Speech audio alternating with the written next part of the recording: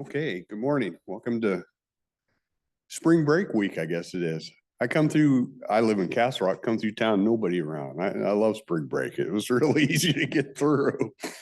So we got the budget management. We'll just go right into it. Kathy? Okay, Kathy Funk Baxter, Finance Director. Today I'm going to let Susie do the presentation. We have risk management and they have 3 different funds. And so she will do the presentation. She's getting some experience. Okay, Susie Moon, Finance Manager. So our first fund is risk management. At the beginning of every year, risk management will bill the various departments for insurance charges.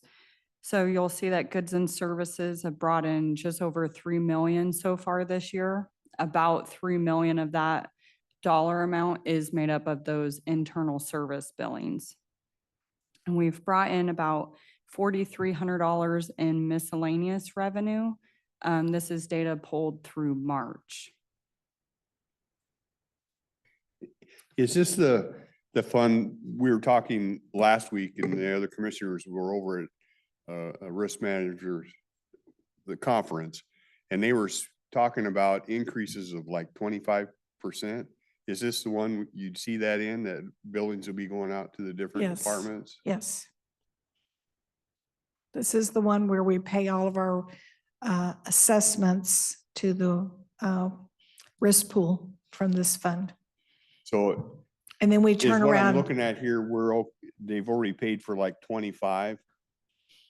Okay, Yes, so but 26, 27, we could see some we could increases see there. some additional increases, and we've seen, ever since I've been here, we've seen 20-30% increases. Yeah, it just doesn't get any better, does it? Right. Yeah, okay. And Kathy, does that number include the payment that you and I talked about? Is that included in here already? We already paid them for that premium? Yes, we've already paid for the premium for 12 months. And then we're going to pay for another premium here this month in April for what's called the stub year, because they're trying to get us on a January to December timeframe as opposed to an October to September timeframe. And so we will be paying the rest of our premium for 25. And then we won't be paying another premium until January of 26. And we will be doing our billings for the departments in January of 26. And did I understand them to say that because we're doing that, we're actually going to get 3 months prorated, or they're going to prorate it, so we're not paying for 15 months on that one premium? In October, we paid for a full 12 months, October of 24. And then for this year, for 25, we'll pay 3 months here this month for that stub year. That's what that payment is. Yeah. Mhm. So we're not having to pay for 15 months. Right. But when we present our financials, they're based upon the accrual basis. So the expense for that premium shows up for 12 months in our financials. When do we expect that 25% increase? When does that kick in? In the 3 month, or is that we're waiting for that notice? Yeah, we're waiting for that notice, and they informed us of that in the last meeting, the risk pool meeting, that we'll be getting those in the month of October of 25, and we'll be expected to pay those assessments in January of 26. Okay. Okay. So for this calendar year, after we make this stub year payment, we won't have any more cash outflows for the risk pool until January of 26. Okay.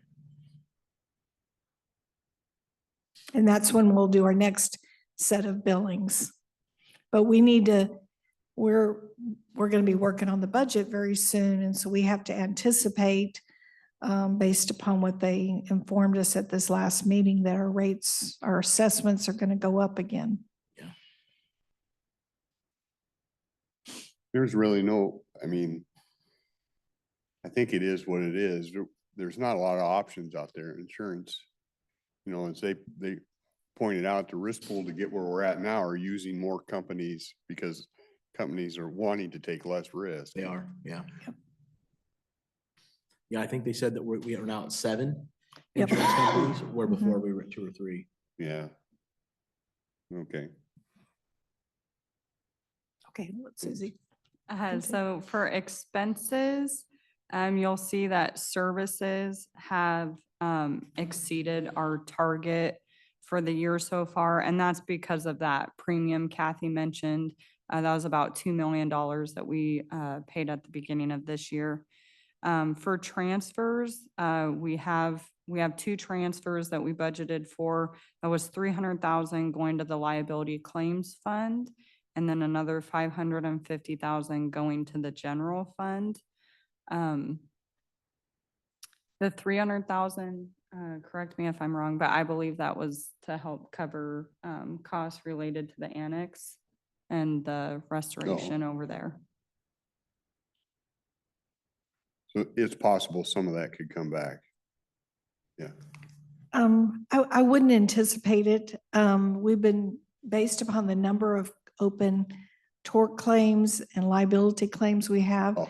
we used to be just putting 100,000 towards the liability claims fund as a transfer, and we increased that to 300,000 because our deductible is $100,000 per claim. And so basically, if you think about it, that's just 3 claims. And we have 13 right now. I think that's the number. Scott will update you on the number of tort claims and litigation claims that we have. Okay. So. So moving on to industrial accident, so goods and services, that's another item that's billed out to the various departments for industrial accident insurance. So that's why that revenue amount has already exceeded our expected target for the year. We are anticipating a budget amendment for miscellaneous revenues related to a return on insurance premiums related to 2024. That amount will be about $6,000. So we're anticipating that that budget amendment will be May 20th. So we'll be coming forward in the next couple of weeks for a request for a public hearing.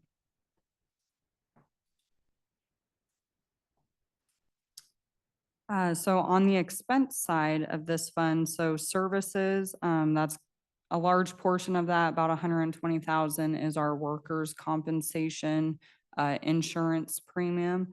So that's why compared to our target, we've already exceeded it for the year.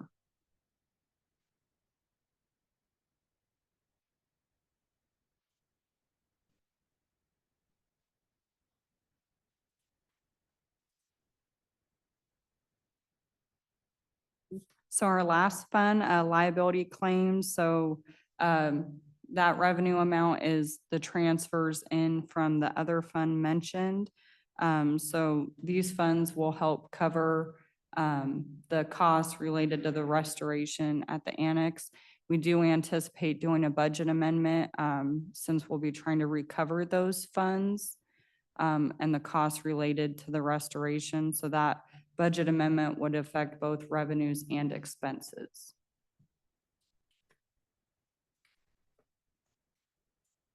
Oh, I don't have the expense one. So services, so far we've spent about 74,000, and that's all related to the restoration costs at the annex.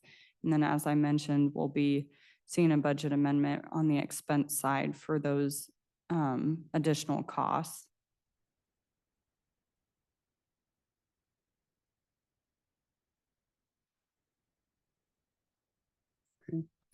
And then like Susie said, I just want to make sure that y'all are aware that we're going to put the call out for budget amendment for the second quarter. And in about 2 weeks, we'll be coming forward with a request for a public hearing.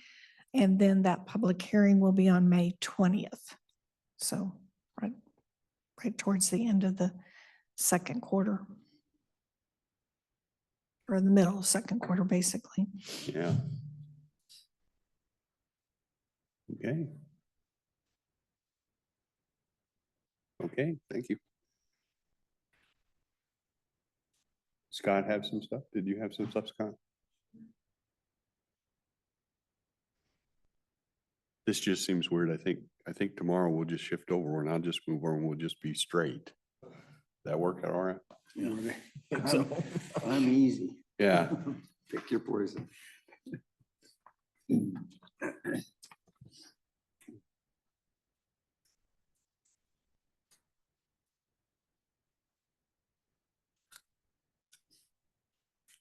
Kirby in this week? Okay. So if she's in tomorrow, just have her set us three straight. Okay. Okay. Scott Kaline, risk analyst. This presentation is to go over our performance for the month. I actually had made this into more of a quarterly report since we hadn't really presented for last February. So I thought maybe just clumping everything into one quarter. Excuse me. Okay. Just an update on the annex project. We had spoken with a contractor last week, and flooring is supposed to go in on the 17th, and final walk with them is on the 21st.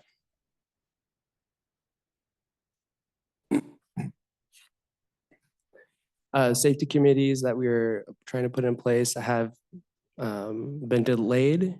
We are trying to get that done at the end of this quarter. Unfortunately, we had missed that target. Our next goal is to have our first meeting at the end of April, early May. We are going to have 3 new committees, one here at the administration for safety, one at the HOJ, and just two, one at the administration building and one at the HOJ.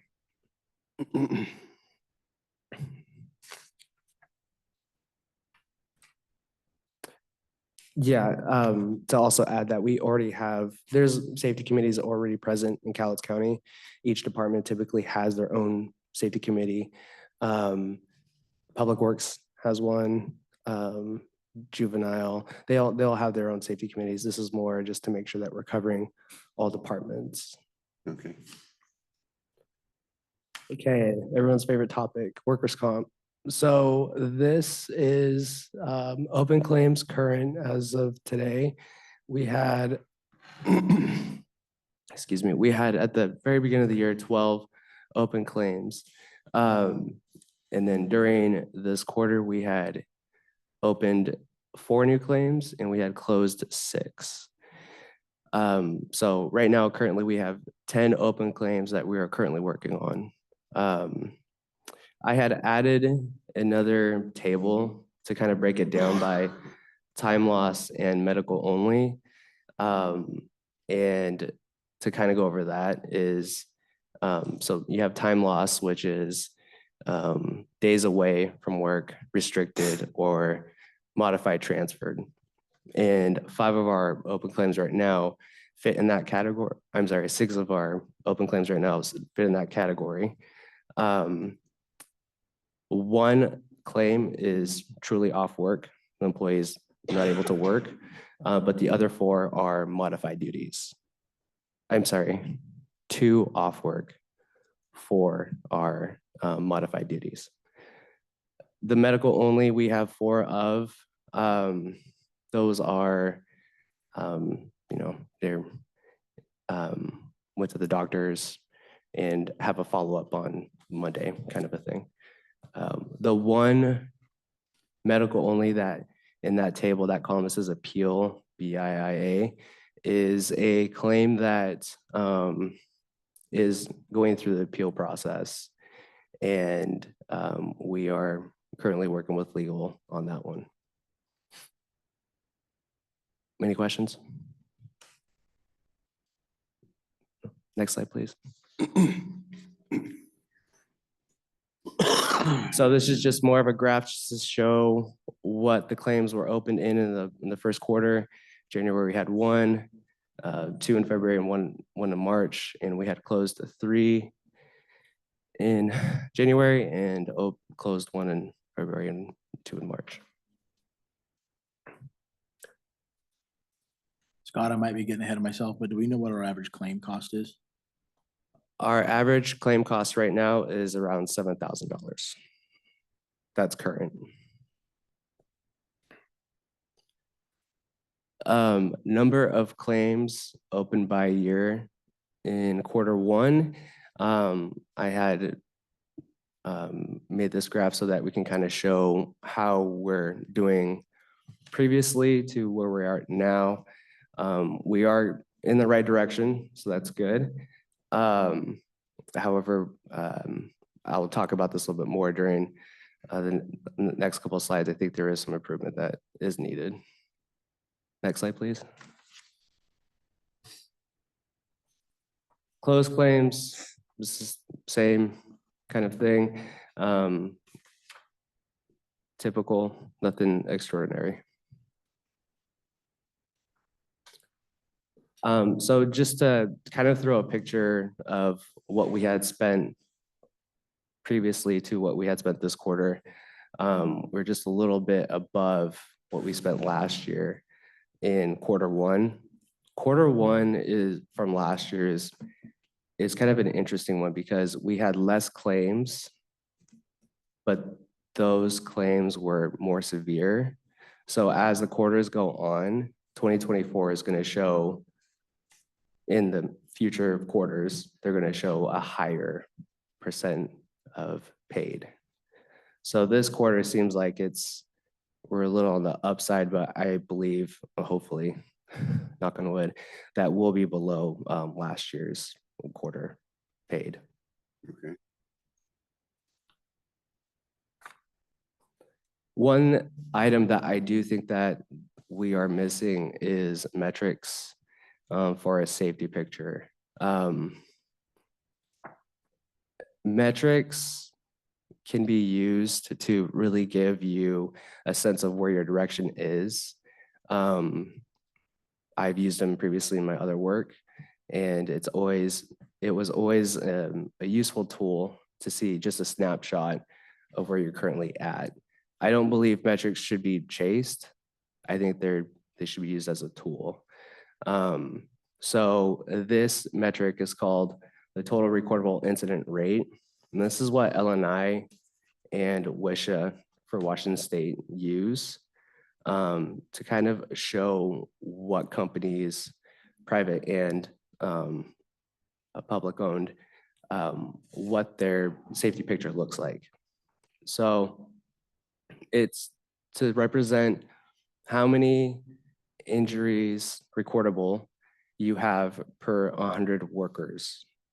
So if you have 5, just to say the number is 5, then that means that you have 5 injured workers per 100 employees. On the next slide, it will show kind of a breakdown. Before you go away from yeah. that, why is the 40 hours times 50 weeks? Why not 52 weeks a year? 2 weeks for vacation. Vacation. So that's an average of 2 weeks per vacation per employee that they just plugged in there? Yeah, it's OSHA does this too. OSHA has their own metric. They're just it's kind of just a base number to have. And both of these metrics, the OSHA one that they use is called DART. It's kind of the same concept. So the base is just to show how many hours or how many employees were injured within 100 hours or within 100 employee hours. So Okay. it's just a base number that OSHA and WSHA use. And are these comparable industries to county employment? Yeah, actually on the next slide, I have that broken down just a little bit. So I was looking through on this. I first was going to use DART as a metric, which is days away, restricted and transferred days. And that is just a metric to use that like Oregon OSHA uses. But obviously we're not with OSHA, we're with LNI. So LNI has their own frequency. So on the average in 2023, Washington State average for the local government agencies was 5.3 cases per 100 full-time equivalent FTE workers. They don't have their metric out yet for 2024, but I expect it to be pretty similar to 2023. The national average was 4.3, so Washington State as a whole has a higher injury rate than the national average. So in 2024, I had calculated that our frequency was 5.6. So that means 5.6 employees for every 100 FTEs. So it's a little bit above Washington State. So there's an improvement that could definitely be made. I also calculated for the first quarter. Typically that's not, it's kind of hard to do it that way because it's typically an annual number, but 2.8. And I couldn't really find a metric for quarters. Okay. So, yeah, any questions? Well, I've probably asked before, but does Risk Pool look at this stuff? Risk pool is not Is it involved. just a global thing? They don't like break down? No, risk pool, the only thing that risk pool really gets involved with is, well, we have Gallagher that kind of assists us sometimes because they're our excess. They help us with our excess policy. But other than that, yeah, they don't really get involved with workers' comp. Yeah, the Okay. risk pool, our workers' comp is not included in the risk pool, so they don't calculate numbers for workers' comp. So. Do they it's- use metrics just out of curiosity to say, hey, Lewis is performing a little better, so their rate's gonna be 22%, Cowlitz is a little worse, they're gonna be 25. Do they do that type of thing? Yeah, they calculate an actual claims factor for each and every county. And so actually I could probably show you what our history of ours has been compared to the rest of the risk pool. We actually improved ours last year. So. Okay. I also, so to bring up Gallagher again, we had asked from our previous meeting to see what other counties are doing and how much we're paying in workers' comp, and she's still collecting data on that. But yeah, I just wanted to give you an update that Yeah. we are still looking into what we're paying. Okay. Any more questions on this? Okay. If you have any further questions on that, I know it's a little confusing, but if you have any further questions, you can just please reach out and I'll try my best to explain it better. So I also had another metric that I think is actually, it's easily attainable. And it's average days our claims are open. There is a distinct correlation between how long a claim is open to and how much we pay in that claim. So the sooner we close that claim, the less money we pay. So last year we had ended the year with 124 days open. And I think it would be to have a 5% reduction at the end of this year to last year's number and to improve on closing our claims faster. So that's kind of an internal goal you guys are. Yeah, an you'd internal like goal to that we're, improve that by 5%. yep. Yep, trying to save costs and administrative costs alone Yeah. would, I think, make a difference.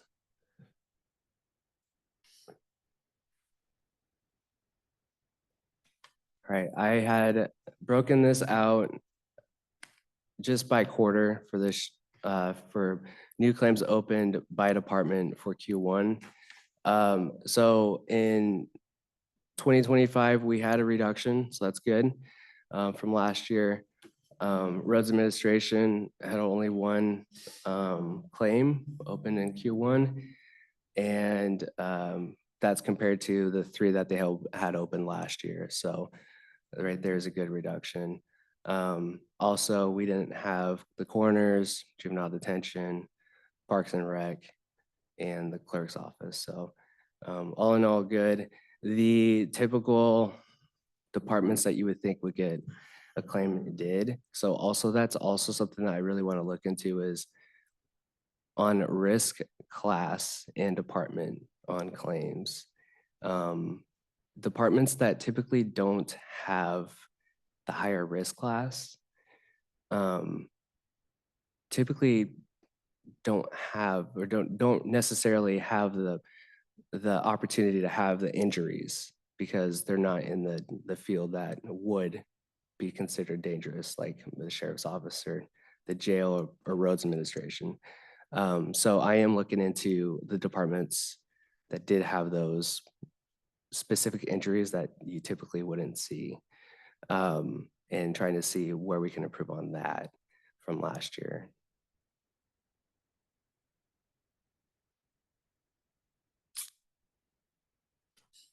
All right, now this is liability claims. We're switching from workers' comp claims to our tort liability claims. So beginning, I broke this down by month. Shelley typically has this presentation. So I just did it from March 1st, which we had 13 on. No new claims, and we hadn't closed any claims since March 1st. And so we ended with 13 claims ending March 31st. Would this be the category where past juvenile stuff comes into? Yes. Have we seen some more of that?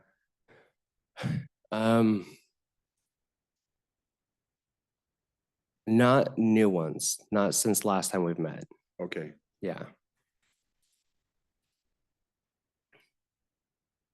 Are you talking about the fact that they took the statute of limitations Yeah. off? Would that be in this? Or would Yes. that is? Yes. Yep.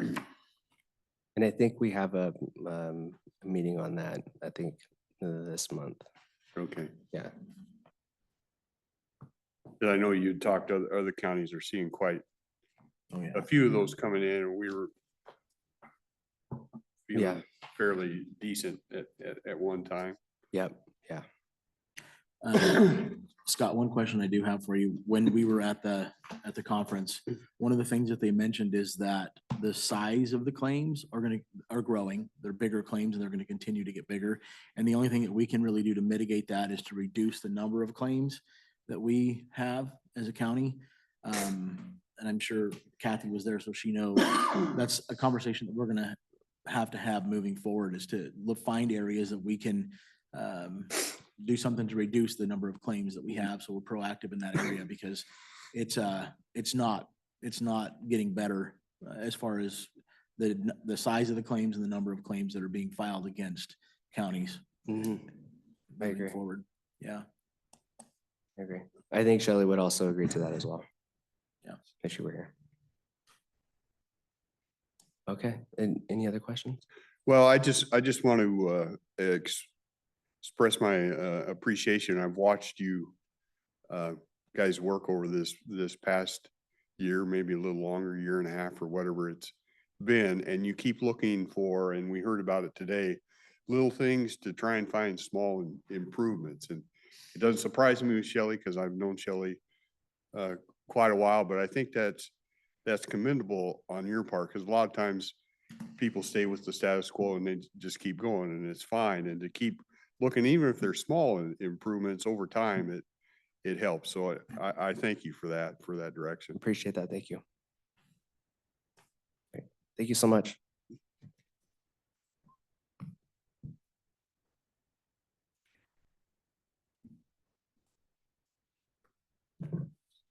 Okay. Any miscellaneous? Take a break till. You didn't have anything? Okay. Then we can recess till 10 when. For agenda items? Okay. Okay. We're back. We're going through a agenda review of Public Works.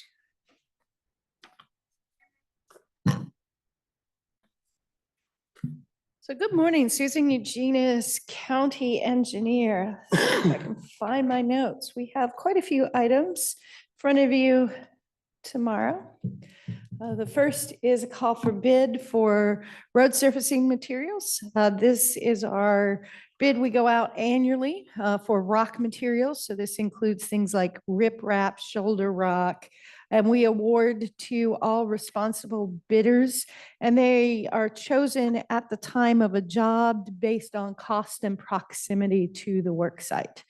So if it's a rock pit in the Tootle area, when you're doing a job up there, even if it's 50 cents a cubic yard more expensive, because of the travel time, it ends up being cheaper. So that's this process. We do this annually, and it is a year-long contract. And So every bidder that bids it is, we consider a responsible bidder.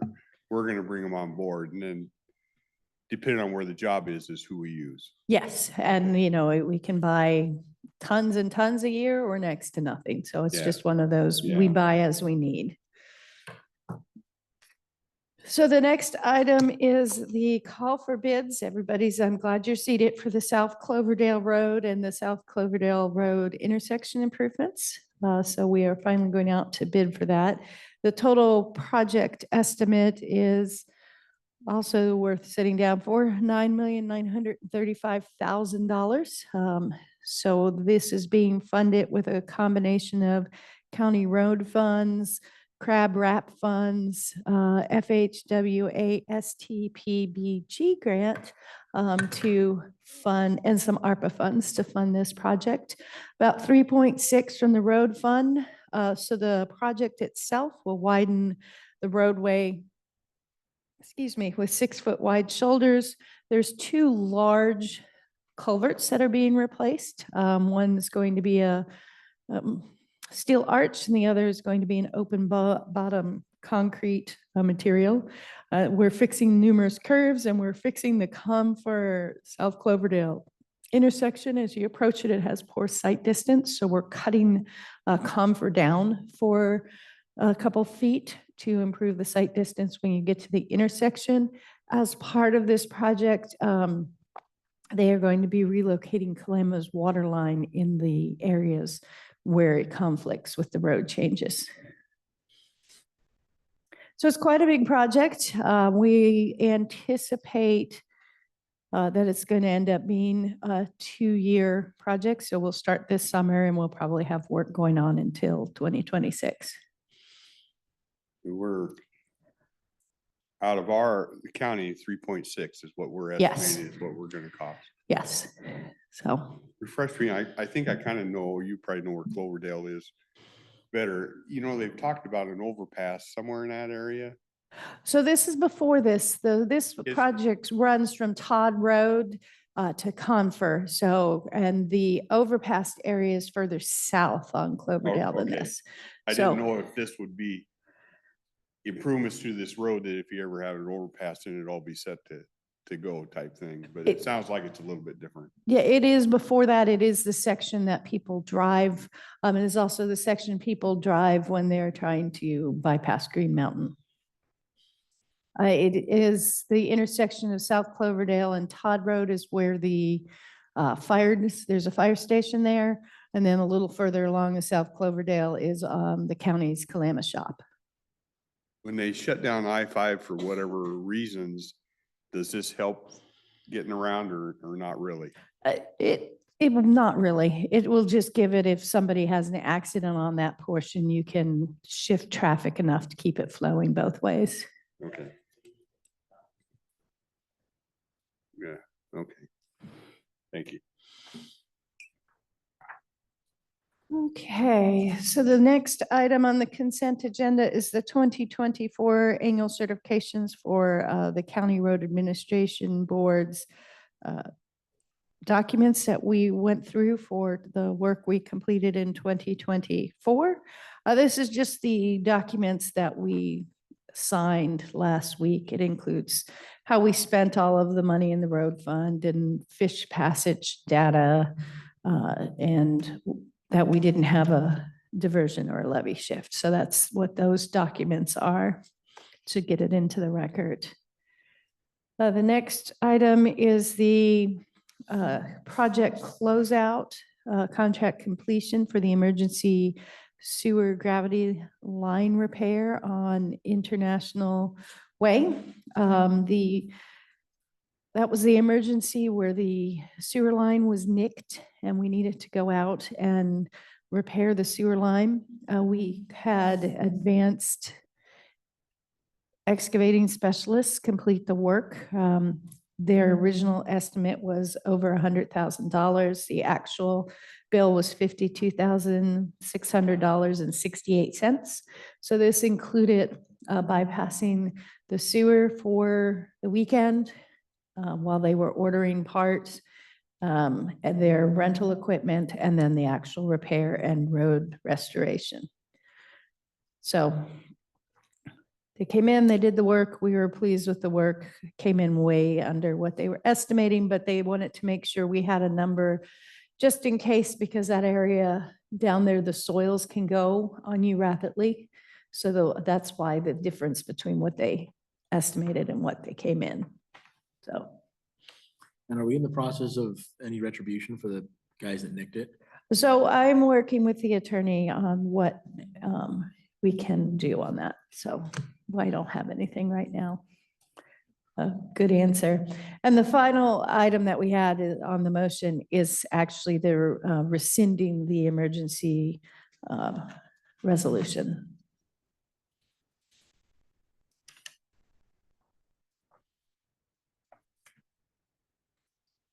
Should be a pretty quick day tomorrow. Whenever we say that, something weird comes up. Yeah. I don't know what spring break is like in college. Is your daughter off? Or is she? So my daughter's spring break was several weeks ago. Oh, My, it was already passed. yeah, hers is passed. My son's still in high school and he's off this week. Yeah. So.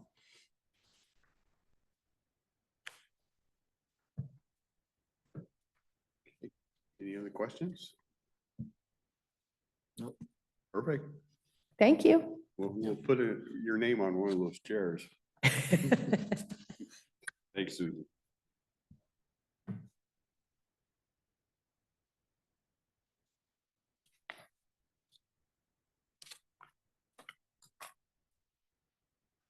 I'm gonna ask tomorrow for public input.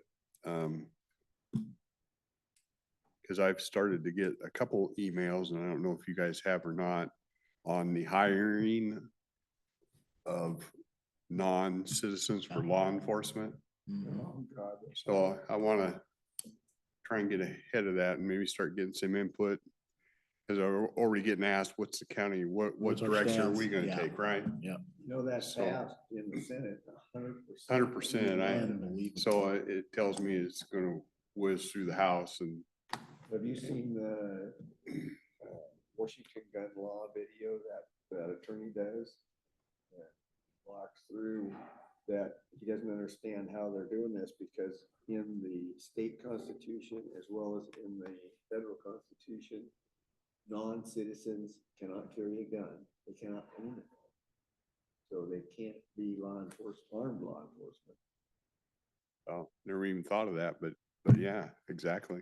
So he does a great video on it, details that whole thing out about the restrictions on non-citizens in this country for being armed. He said he doesn't understand what the heck the legislature's thinking. And, it makes good sense that they're not thinking. They're going through this knee-jerk reaction. Well, we don't have enough police officers and we can't get people to sign up to be a police officer. So let's just hire anybody. You think it's, and I get we're not having enough, but when I think back of, we've taken powers away from our police officers. Mhm. We've added liabilities to them and the Well- fact that they can be sued easier and be convicted of things. I mean, they don't have some of the protections they used to have.